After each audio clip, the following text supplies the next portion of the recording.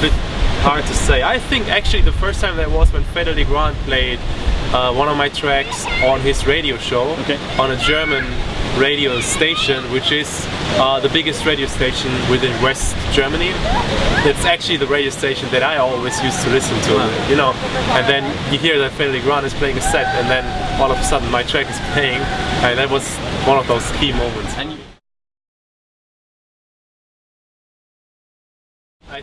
I think it's very important to have this kind of unique sound so people can recognize your tracks, but you can't force that, and I didn't force it. It comes like a natural process, because it comes as soon as you make music that you feel for it. You know, like if you sit in front of the computer in the studio and you make music, like just like express your feelings with music, then that's what happens automatically, because you put your own emotions into a track, and then you will build up your own style by yourself. But you know, it happens by itself.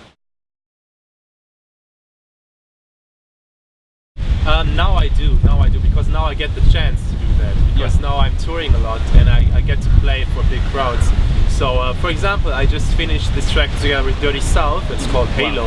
And we've been working on this for I think 4 or 5 months actually. Just emailing back and forth? Yeah, we met in the studio like I think 3 times.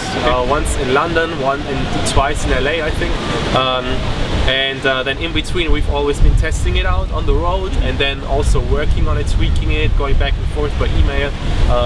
So that was I think the first time when I actually had this kind of process, and then always constantly testing it out and then seeing the reactions, and then seeing like the tweaks we made, how is that going to change the crowd reaction, how does it work on the speakers, how does it sound now.